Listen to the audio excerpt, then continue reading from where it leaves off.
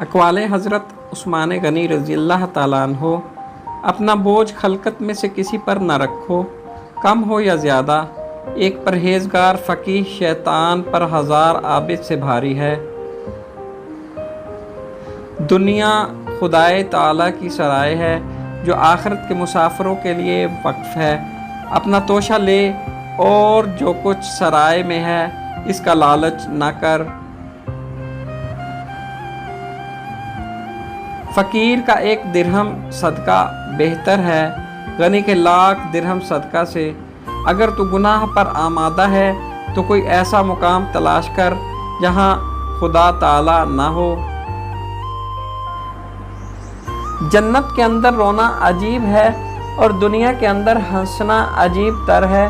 जिस खुशबू का तुझे हक नहीं है उससे नाक बंद कर ले कि उसकी खुशबू भी उसकी मुनाफ़अत है।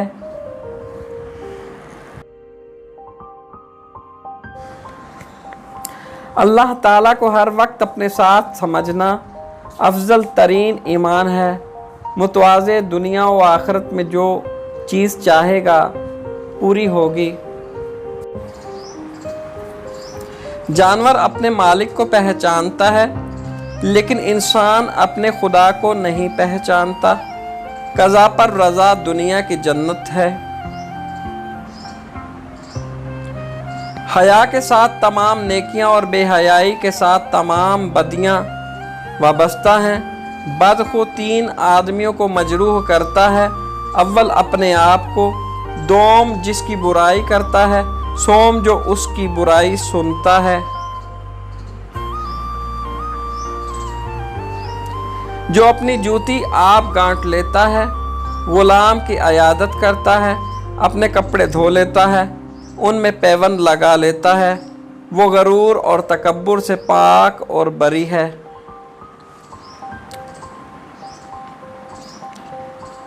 बड़ा खतावार लोगों में से वो है जिसको लोगों की बुराइयों का जिक्र करने की फरागत मिली हो। हाजतमंद गुरबा का तुम्हारे पास आना खुदाए पाक का इनाम है। हक पर कायम रहने वाले मिकदार में कम होते हैं मगर मंजिलें तो इक़्तिदार में ज़्यादा। तू कितना भी मफलूकुल हाल हो लेकिन मगलूबुल हाल ना हो। जब ज़ुबान इस्लाह पजीर हो जाती है तो कल्ब भी साले हो जाता है। हकीर से हकीर पेशा इख्तियार करना हाथ फैलाने से बददरजहा बेहतर है।